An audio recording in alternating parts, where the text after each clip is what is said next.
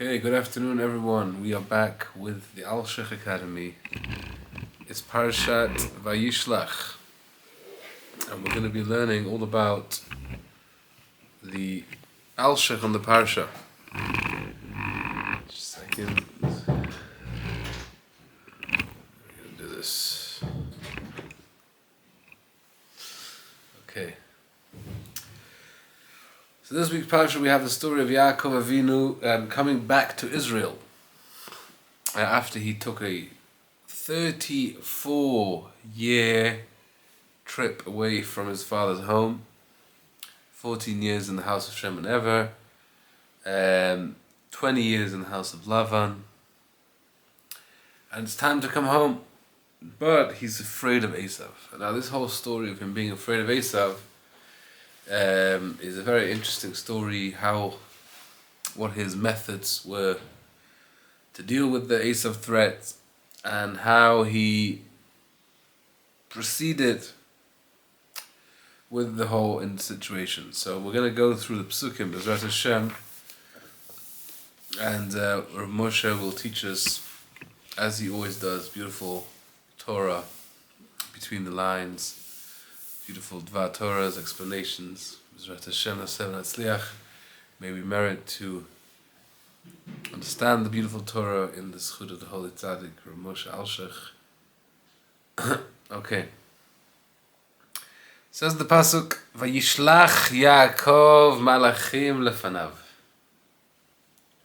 Yaakov sent angels ahead of him, in front of him, going ahead of him, El Esav Achiv, going to Esav, Artzas Seir Sde Edom.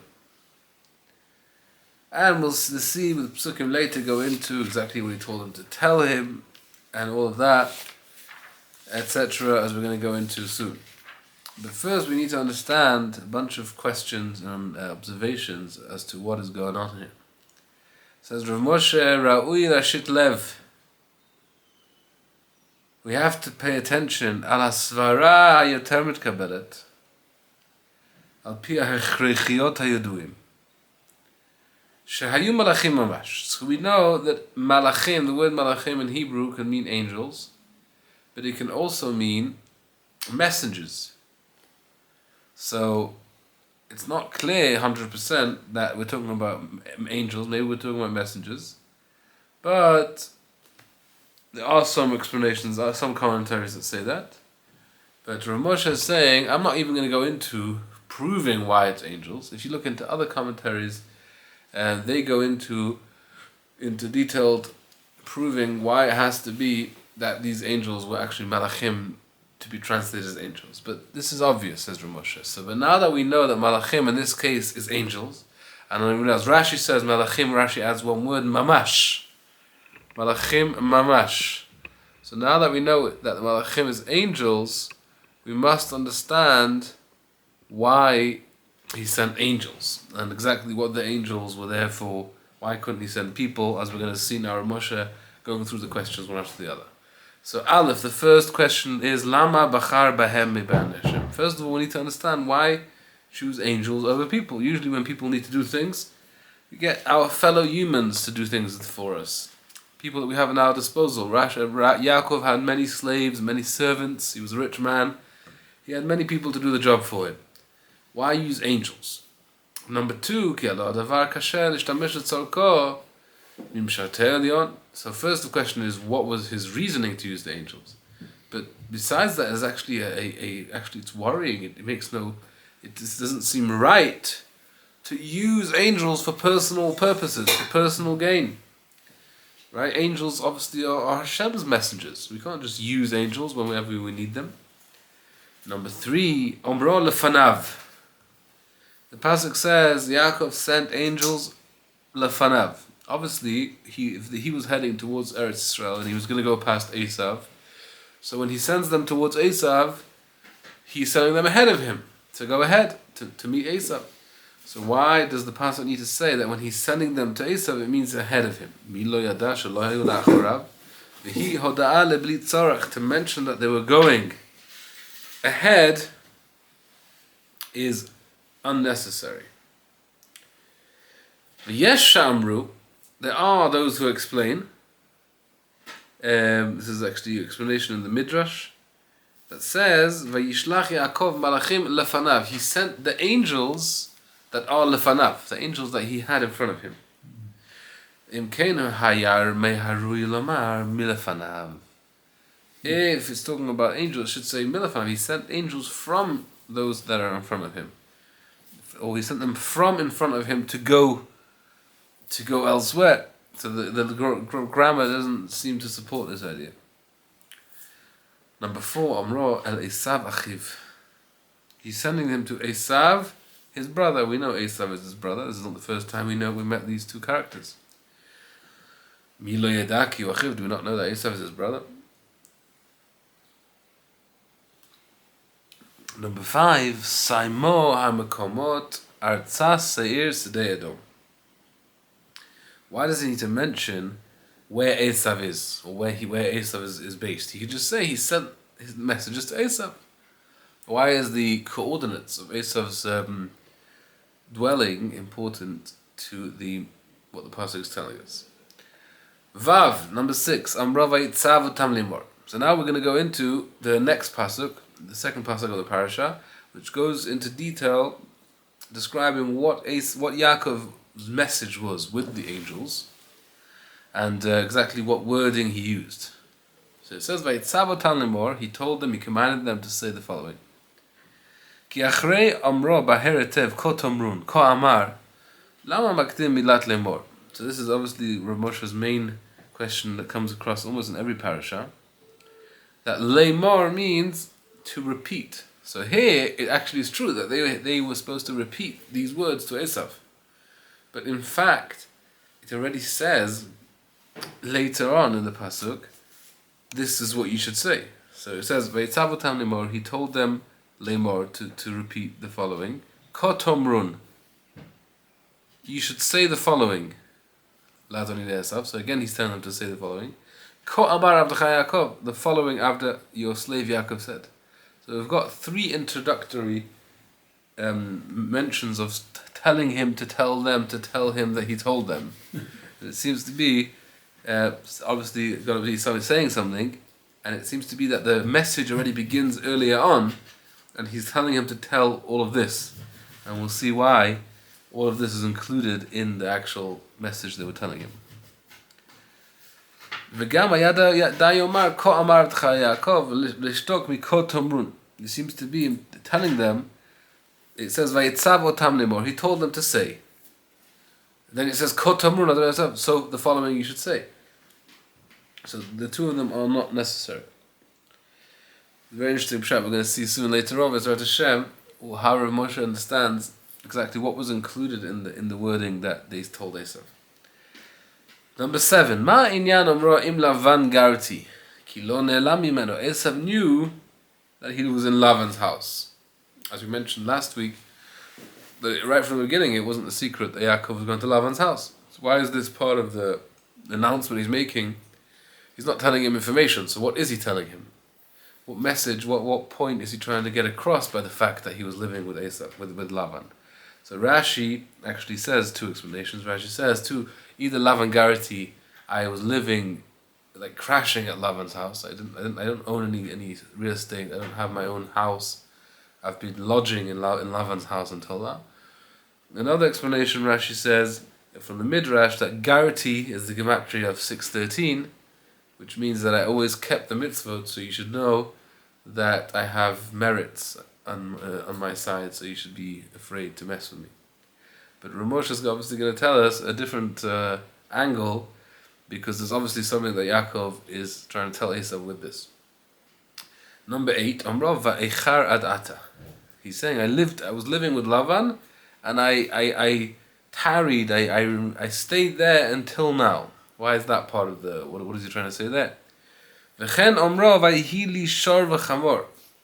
What does he mean when he tells him in the next pasuk, I have a donkey, a bull, sheep, slaves?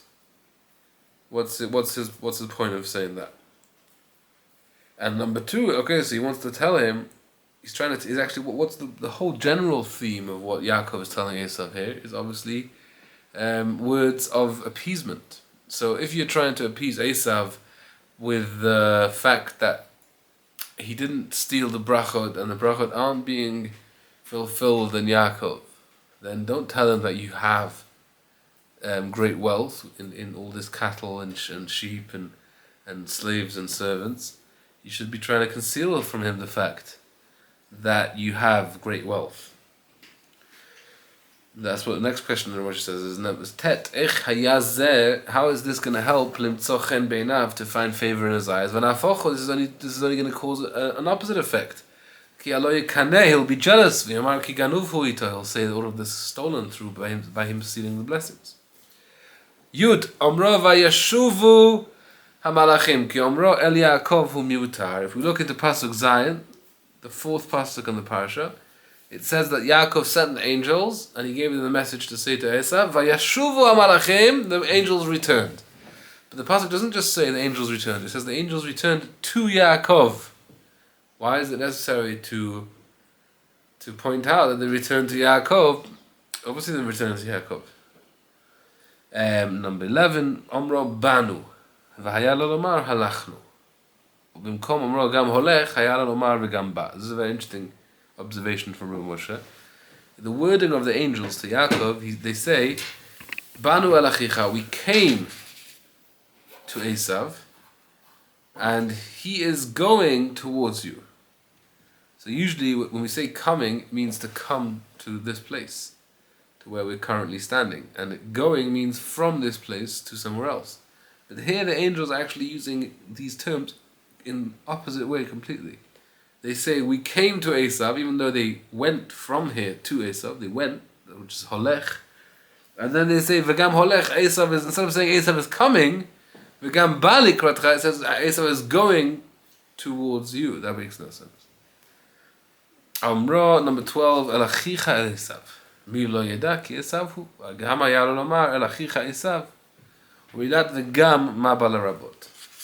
So it says we came to your brother to Esav. Again, we're saying it's your brother, it's Esav, and Rashi already points out this question. V'gam, he says v'gam, and also, beside, what do you mean also? You haven't said anything yet. Usually when you say also, it means you've mentioned one piece of information already that we didn't know. And also, besides that, there's something else. Here, all they've said is that we came to Esav, and you should know that he's coming towards you with 400 men. So, why does this v'gam insinuates that they already mentioned some kind of information regarding what their mission was to come back with a report, and they're adding, besides their report being the question that the Yaakov had being answered, they're adding another piece of information that he's coming towards him. So this is actually mentioned already in Rashi, where Rashi says, Banu al achicha el Esav. Rashi says, you said he's your brother, but you should know he's not acting to you like a brother, he's acting to you like Esav. So according to this Rashi, Rabbi Moshe is going to go in a similar explanation. When they said, we came to your brother, to Esav, they're already telling Yaakov the response, meaning that what they observed in their visit to Esav. That we came to your brother, but he's not acting like a brother, he's Esav. He's acting like Esav, meaning he's still trying to kill you. He still hates you. And that's already the answer that Yaakov asked for. Meaning he didn't ask to come back with an answer, but he basically wanted to appease Esav, and they gave him this message that Yaakov gave them to say, and they're coming back and saying, the message, mission unsuccessful, he did not accept the appeasement. V'gam, and besides that, he's coming towards you. Not only is he still angry, he's actually carrying out this anger now, and he's coming towards you with an army of 400 men. Number 13, Ra'ui laha'ir kushya al Yaakov. So now comes a more general question, which is actually brought up by many of the commentaries in all different types of ways. The main question being, what was Yaakov thinking? Why did he feel the need to do this whole procedure of sending people to Esav and then having to do the whole appeasement, with the presents and the gifts. Why didn't he just completely ignore Esav? Why even think about him? It's been 34 years since the blessings were stolen. Why don't you just assume that Esav has now moved on to bigger, better things? He's busy trying to establish his regime in Seir. He's got his Edom. He's got his situation going on. Why even mention the fact that you're coming back to town? Right? That's what Rav Moshe is going to ask. Ra'u lahir kushya lekov ma ra'al kacha ki. So actually, I made a mistake here. Rav Moshe is not asking this question here. It's just this question that I just asked. He's going to bring up later. At this point, Rav Moshe is going to ask us why Yaakov wasn't trusting in Hashem's promises that Hashem told him. Ma ra'al kacha ki charad kol hacharada hazot. Why was he so scared of Esav at all? Va'ana azav kol avtachotav yitbarach she'evticho. Why did Yaakov feel that he didn't have the security of all of the blessings and the promises that Hashem promised him in the past? Right? We know on the way, this is the beginning of last parsha, in Yaakov Avinu's dream, in the Har Moriah, Hashem came to him and promised him, I am going to be with you, and I'm going to save you from Esav, save you from any enemies, and be with you until you come back to the land, and it's all going to be good. So why is Yaakov suddenly worrying? And we know that Rashi asks the question as well. What does Rashi say? Rashi addresses the question when Yaakov begins praying to Hashem, and he says, I have become small, I have become an unworthy because of all the good you have given me. And Rashi explains, based on the Gemara in Shabbat, that I'm afraid that since after this time that you promised me all these promises, I have become sullied with sin. I have become dirtied and unworthy of all of this promises being carried out.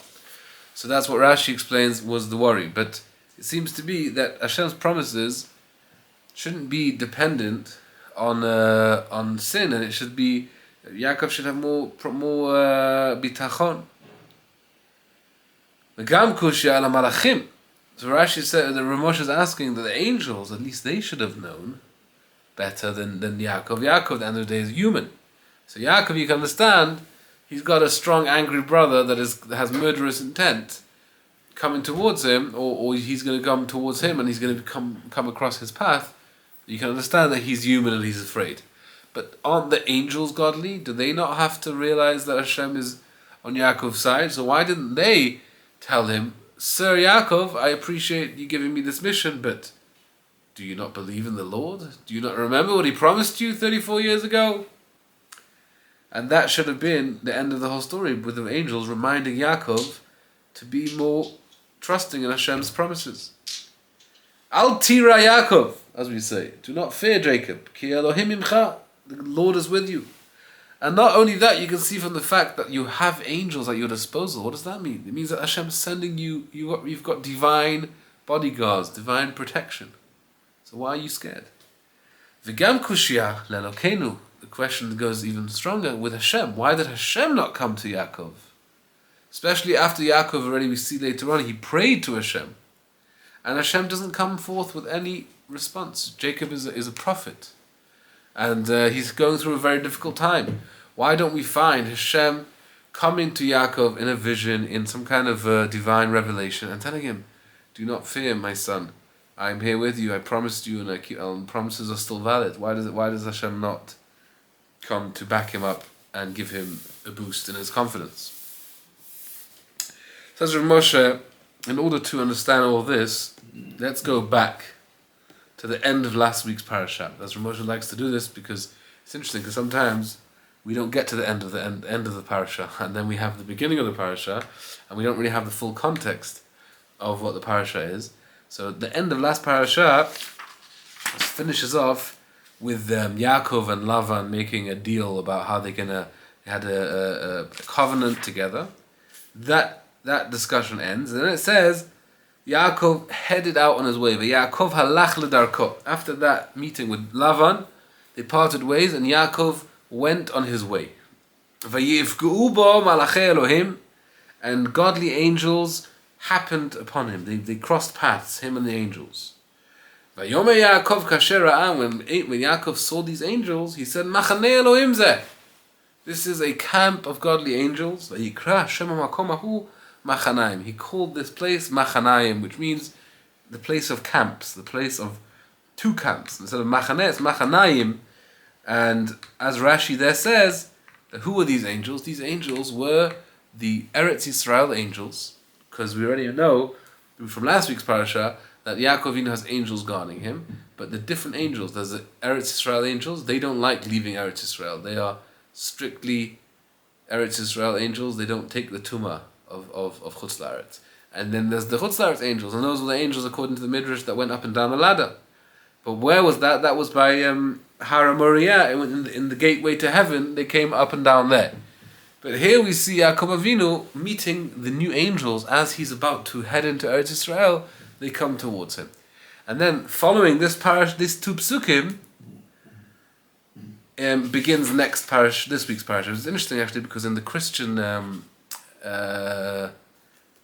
separation of the chapters, the chapter starts last week. The end of last week starts off that Yaakov went on his journey and he found angels, and then he sent those angels to Esav. It's the Jewish tradition that separates the two. So the chapter, actually, if you think about it in more of a non-Torah perspective, it actually, the story fits well with end of last week's parasha being the beginning of the discussion. So that's what Rabbi Moshe is doing for us. He's taking us back to the beginning of the theme. So now Rabbi Moshe is going to break down these two psukim. Why does it say Vayakov halach ledarko? Yaakov went on his way. Why does it not just say Vayakov halach ledarko? What's ledarko? What does that mean? What's it specifically trying to tell us? Number two, va'amro vayifg'u bo. Vayifg'u bo means when you meet someone, you're going down the road and someone else is coming the other way and you meet them. But that doesn't make sense with angels. Lo b'derech nechacho hayu ba'im. Angels don't walk down the street and on the other side of the road, and you're walking this side of the road and you just happen to meet. How do angels show up? They show up from heaven. Ki im yordim min hashamayim. V'haya lo lomar v'yar malachei Elohim. You should have said he saw the angels suddenly. Or v'yisa einav v'yar v'hinei malachei Elohim, as it says in the beginning of the parasha last week. So the question is, when it comes to angels, usually v'hinei is a very important word, because v'hinei means and behold, meaning he was just looking out into the horizon, there was nothing there, and v'hinei, the angels suddenly show up, because that's usually how angels show up, because they're not physically visible until they are supposed to be physically visible for the person they are intended to be revealed to. So why is the Vayifg'u bo seems to be that they already were on a journey and they were heading towards him already in this revealed way. Number three, Machidesh ba'amro machanei Elohim zeh. What is he exclaiming when he says machanei Elohim zeh? This is a godly. Obviously, when you see angels, you know the angels. Well, what's his exclamation describing the angels as angels? Number four, Shayal Lomar machanei malachim. What does it mean machanei Elohim? Machanei malachim is the group of angels. Number five, Lama karana makom machanaim. What's specific about machanaim that he called the place machanaim? So now Rav Moshe is going to tell us the whole theme of what's going on here with Yaakov and the angels and all this stuff. So it says Rav Moshe as follows: Omnam hen emet ki berchot aviv me Hashem hayu lo leYaakov. The blessings that Yitzchak gave to Yaakov were actually supposed to be Yaakov's. It wasn't like he stole it. The truth is, in the real order of things, those blessings belong to Yaakov. And as Moshe brings the Zohar, Kamufurash b'Sefer HaZohar, as the Zohar says, he brings here the Zohar in the bottom, that the Shechina wanted to make sure that Yaakov gets the brachot, not Esav. And this was what Hashem wanted. Ach Yaakov lo atz. Yaakov wasn't so confident about this. He wasn't so sure even whether he did the right thing. So this is a very key point here, because this is going to explain Yaakov's lack of confidence in his situation regarding the threat of Esav. Because if he knew that he was 100% in the right, 100% vindicated, he knew that he did the right thing with taking the bracha, he would have been confident. But he wasn't so sure himself. He thought, maybe after all, I stole the blessings, and I'm actually not deserving to be completely exonerated from Esav's wrath. Maybe Esav's wrath is becoming to me. Therefore, he said, Ulai gnuvot hayu imo. Maybe the blessings are stolen. And he said, the best I can do at least is to try and appease Esav. I need to try and appease Esav because he had a side, he had a reckoning with him, because he felt that maybe Esav had a point with his anger. Hashem, however, from Hashem's perspective, it's Yaakov didn't do anything wrong. Yaakov only did the best thing he should have done. The blessings belong to Yaakov. That's what Hashem wanted him to do. It all came from Hashem. But the question is now, if Hashem wanted the brachot to come to Yaakov, then why did Hashem make it have to come in a way that he had to steal it and cheat and do all kinds of trickery to get it? Says Rabbi Moshe, they look in the Zohar last week, and Mufurash B'Sefer HaZohar, the Zohar says that it had to be done in this way. Makbil el inyan Adam v'Chava im anachash. This is the same way the Zohar is telling us, that the same way that the Nachash, who we know the Nachash is the Samach Mem, the evil forces, which Esav was the embodiment of. We know that later on in the parsha, the fight between Yaakov and the angel is actually the angel of Esav, which is the Samach Mem. So we have the Nachash, who is really the same energy as Esav, and he came back in the Gan Eden, and he caused all the curses to come into the world. The Nachash is the one who caused Chava to eat from the Itzadat, and then caused Adam to eat from Itzadat, and he did it in a sly way, as it says in the pasuk, "V'hanachash haya arum." He was sly. He was a trickster, and he managed to convince Chava by saying you shouldn't touch it, you shouldn't do this, shouldn't do that. He basically played around with her mind, and that's why the Zohar says that because all of the curses in the world came through the Nachash, and he did that in ways of trickery, Hashem wanted that in no way, shape or form should Esav get blessings from Hashem through Yitzchak, and Esav should be now given the protective bubble of blessings, a blessing space to exist in, even after he was the one, or his Nachash energy was the one to bring down the curses in the world. So Hashem said, no, Yaakov is going to be the one that's going to be exonerated and given protection, a cocoon of blessing protection in this world that is wrought with curses after the Nachash has done that. And that's why it had to be done with trickery, to reverse the Nachash trickery and to act as an antidote to that. So that's the Zohar that Rav Moshe is quoting. So at least what the point Rav Moshe is making is that the blessings really were Yaakov's, and they were truly his, and there was nothing that he had to worry about, but he just didn't know that. He didn't know that he was actually in the clear. So now, Hashem wanted to show him that. Hashem wanted to show him that he's doing good. So that's what Hashem did here with these angels. So now Rav Moshe is going to point out how unique the story is, that the last two psukim in last parasha, how important the details of that story is to point out the greatness of the event. When Yaakov came back to Eretz Yisrael, kibdo yitbarach kavod gadol al yidei malachav. Hashem sent his angels down in order to give Yaakov great honor. Mashalona aselo. This didn't happen to Yaakov, but Seito Mehara Maria Lechet Charana, when Yaakov went on the reverse trip, when he went on his outbound trip towards Haran, there the angels didn't give him that much honor.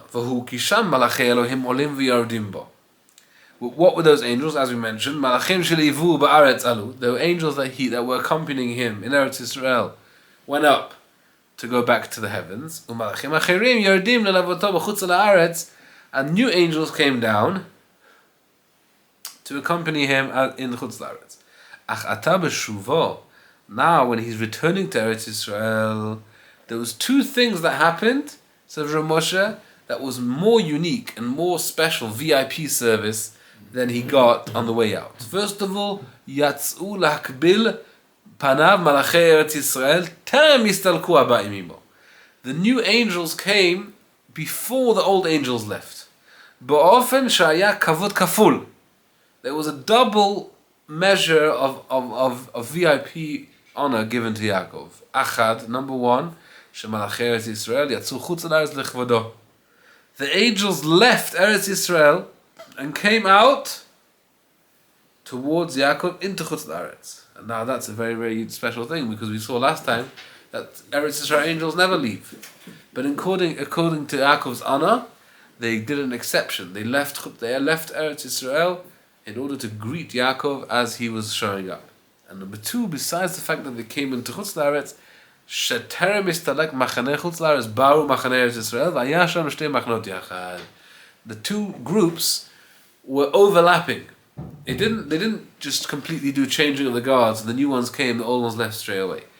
There was a situation then when both groups were hanging out together. And this is a very strange thing, because why does I guess obviously when you have a group of angels, they are a group large enough to accompany Yaakov for in all levels, spiritually, physically, whatever the angels were doing for him. So why now that they had the double entourage, it's a great honor that he's got an extra large fleet of angels and bodyguards. So that was a great message to Yaakov about Hashem's pleasure of him and his standing in heaven. Uleshem atomar lama ani tosaf lo ata hakavod hazeh ach ha'echad sheterem alot asher ito ba'eretz Yisrael v'asheni geshem betchila lo retzu letzatcha eretz yatzu lema'ano. Why is this honor happening to him? That the angels are leaving the first time, even on the way out of Eretz Yisrael, Yaakov Avinu didn't have the angels come out with him. Says Rav Moshe, L'zeh amar v'Yaakov halach l'darko. Yaakov is going, well, where's he going? L'darko, to his way. What's the way of Yaakov? The way into holiness. That's the path, the Yaakov Avinu path, into Eretz Yisrael. Ki biyoto b'Har Moriah, and the way out when he was in Har Moriah, lo hayach l'darko mityaches lahu l'Eretz Yisrael, rak l'chutz la'aretz hepech shorsho. Yaakov Avinu was holy. So when he was going on the outbound journey, when he was in Har Moriah, at the time he was going not l'darko. It wasn't his way. Going into Chutz La'aretz isn't the Yaakov way. It's the opposite. It's the Chutz La'aretz Tumah way. But now that he's coming back, now it's holech l'darko. He's going into Eretz Yisrael. Al ken vayivgeu bo malachei Elohim, which is why the angels are coming to greet him in this great manner. This is why it says the word pegia, which means that he saw them walking down the street and he bumped into them, as opposed to seeing them suddenly appear out of thin air. Says Ramosh, a very fascinating thing. Where do angels appear? When we see an angel, where did they come down? We don't see an angel. When Yaakov saw the angel, where did they come from? Where did they come down to earth? At which part of the world? Where did they come? The gates of heaven is where? In Har Moriah. That's where all the prayers go up, and all the angels go up, and all the angels go down. It's like the elevator coming down, up and down from earth to heaven. So that's where the angels came out. And then they started their journey from there until the border of Eretz Yisrael. ואז בוודאי בארץ ישראל ירדו, משם באו נגד יעקב ויפגעו בו. So they were already down, they already came down earlier on, and then they came towards him כאיש הבא לקראת חברו להגדיל פניו, as one would come to greet his friend, and they basically gave him this honor of coming out to greet him. It says Moshe v'hu, he hears that. He noticed that these angels were Eretz Yisrael angels.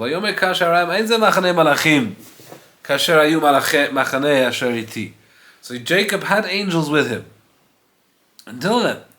But those angels were Chutz La'aretz angels. They weren't Malachei Elohim. They were just Malachim. So Vayomer Kasher Ra'am, when Yaakov saw them, he said, Malachei Machanei Elohim zeh. These are Eretz Israel angels. Wow, they're coming out towards me in Chutz La'aretz to greet me. This is beautiful. And he's saying, why is this called Moshe? Why is Machanei Elohim referred to Eretz Israel angels?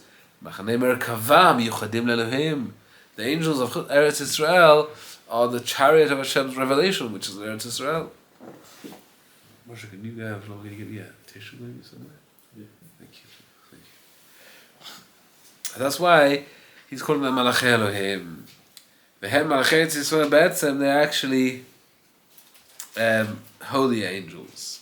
And he's wondering to himself, how did these angels come out to Chutz La'aretz before I've crossed over the Yabok crossing, that which is in the entrance to Eretz Yisrael? That's one wonder. That's one wonder that he has. Another wonder is, why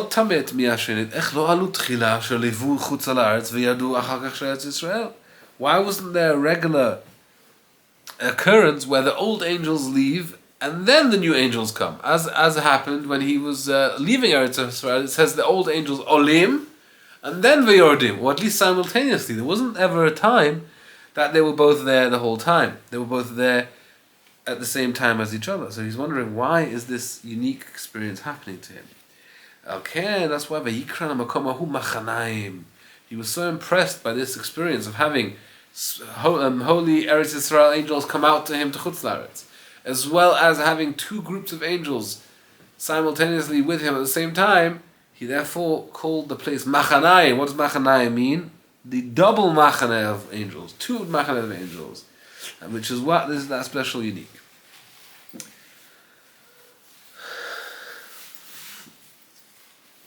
So we'll leave it here, Bezrat Hashem, and we'll continue next time.